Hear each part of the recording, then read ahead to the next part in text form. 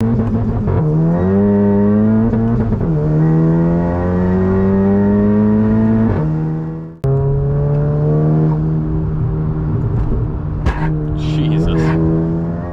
what's going on, guys? Welcome back to the channel. Hayden Croy here with another video for you. So this week we're actually going to be doing a little bit of POV driving. We got ourselves a file back from SneekyTuned. It's turning up the boost a little bit more. We should be sitting right around 25.5 PSI in third gear right now, which is a good sign because, well, before we had our low pressure fuel pump, we were getting fuel cuts right at 25 PSI. Anything above that, it just couldn't handle it. So we're going to be just kind of getting a little bit of testing in and somewhat of a review, as well as some data logs to get sent over to SneekyTuned, so that way he can continue to turn this boost up.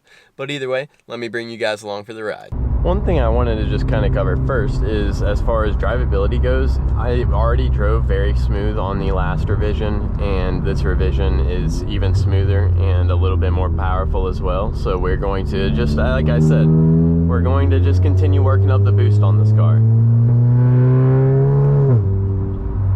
The car does feel very good though. Sounds good as usual. Going ahead and kick on our pops and bangs.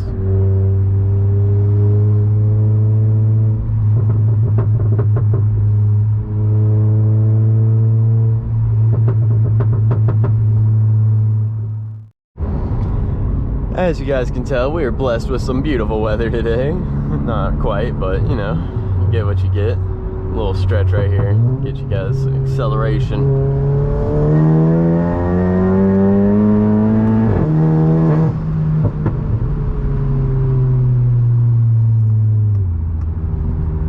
Just a little something right there.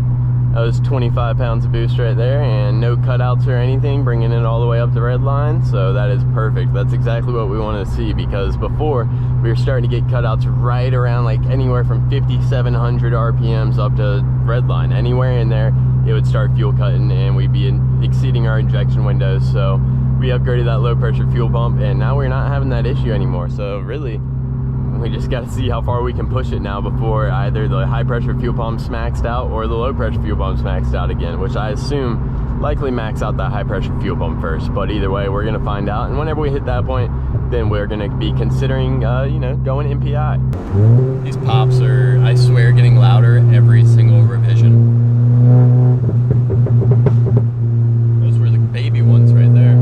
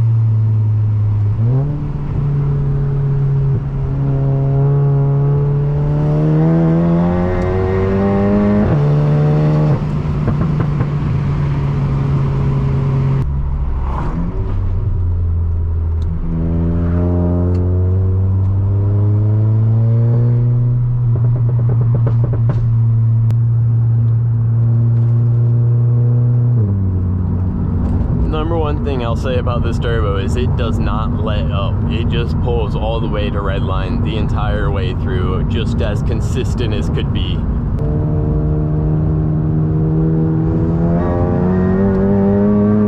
And you have all the power you could possibly need coming out of a turn, especially if you're in third.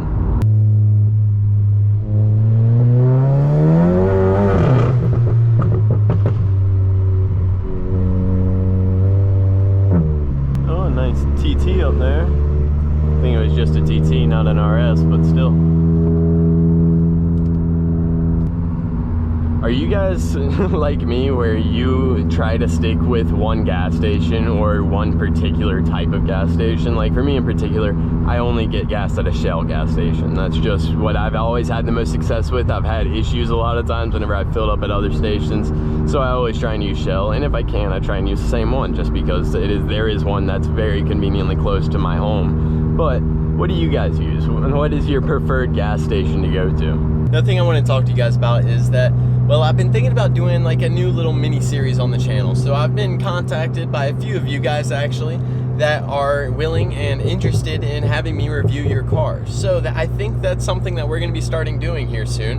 And so that being said, if you live near Charlotte, North Carolina, or are willing to drive to Charlotte, North Carolina, contact me, reach out to me on Facebook is the best way to get a hold of me, or realistically in the comment section down below, and we can get something lined up. We will make it happen to where I will hop in your car with your permission, obviously, and we'll be going over what all parts you have on your car, as well as like which tune you're running and your thoughts and your opinions on your car as well. So I will say you'll need to be a little bit comfortable getting on camera, or at least be okay having your voice used on camera. Your face doesn't necessarily have to be in there, but either way, if you guys are interested in anything like that, reach out to me, find a way to get a hold of me, and I'd be happy to review your car.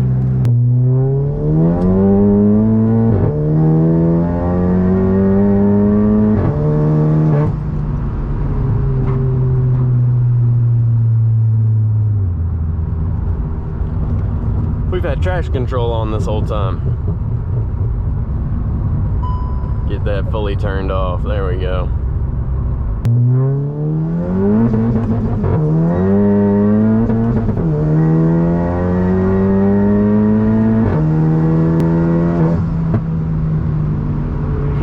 Hit some limiter there a good bit. I really need to request a new DSG file from EQT without that limiter deal or whatever. I'm not a big fan of it personally. I mean, I bought a DSG for a reason, to be quite honest. I clicked it just because I wasn't really sure how well I would like it, and well, I'm not a fan of it, so you know, but that's it is what it is. Make sure that there's no cops sitting up here in this church parking lot. And around here and down in South, obviously there's a church every other quarter mile, but cops love to sit there and wait for people in them. All right, bring down these RPMs a little bit. Go ahead and start this data log.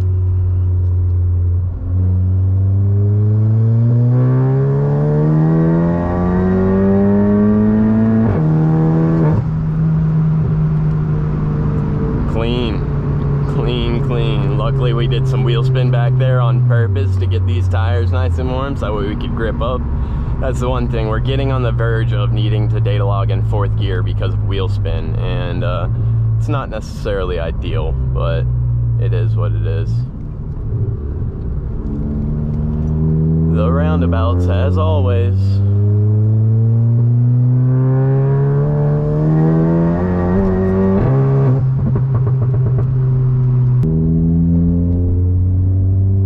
Another church. I swear we've been a quarter mile, maybe.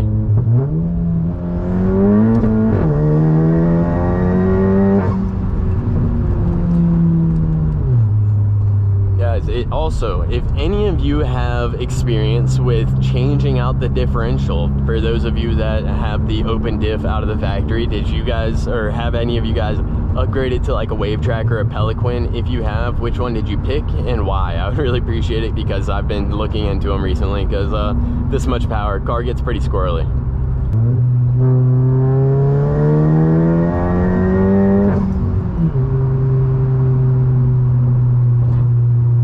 Little scrape here and there as per usual. What is this, a massive pothole? Wow, geez guys, get it together.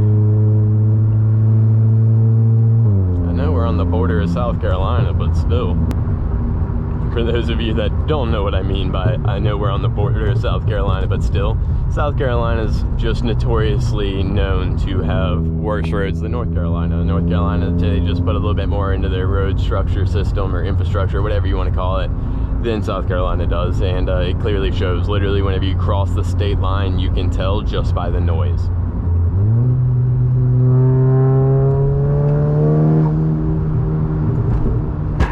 Jesus.